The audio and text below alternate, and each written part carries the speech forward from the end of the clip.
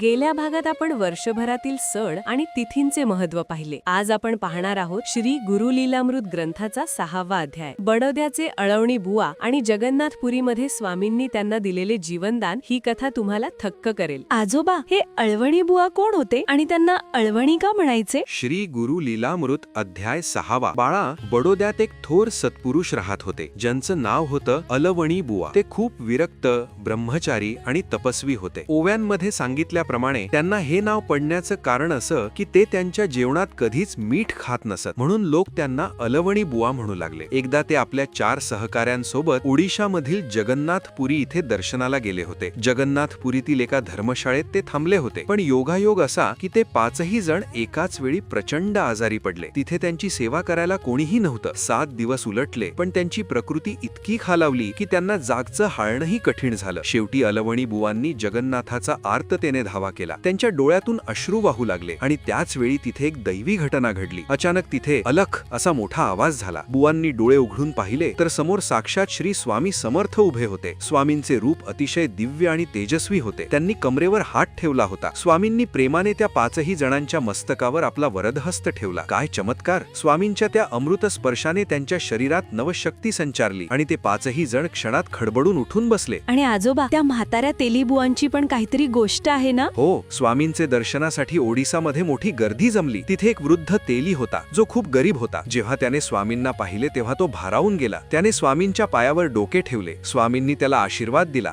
आणि काय सांगू बाळा, तो म्हातारा माणूस पुन्हा तरुण झाला. त्याची पत्नी जेव्हा तिथे आली तेव्हा तिला आपल्या पतीला ओळखताही येईना. तिनेही स्वामींच्या चरणी लोटांगण घातले. स्वामींनी त्यांना आशीर्वाद देऊन अंतर्धान पावले. वा आजोबा, स्वामींनी आजारी माणसांना बरं केलं आणि म्हाताऱ्याला तरुण केलं. स्वामी खरोखरच दयाळू आहेत. हो बाळा, स्वामी हे करुणार्णव आहेत. अलवणी बुवा पुढे बडोद्यात येऊन लोककल्याणाचे कार्य करू लागले. ह्या अध्यायाचे पठण केल्याने सर्व व्याधी आणि बाधा नष्ट होतात. श्री स्वामी समर्थ. अळवणी बुवांचा विश्वास आणि स्वामींची माया हा अध्याय आपल्याला सांगतो की स्वामी आपल्या भक्ताला कधीही संकटात एकटे सोडत नाहीत. सीझन 15चा हा प्रवास असाच पुढे सुरू राहील. पाहत रहा आजोबांच्या गोष्टी. श्री स्वामी समर्थ.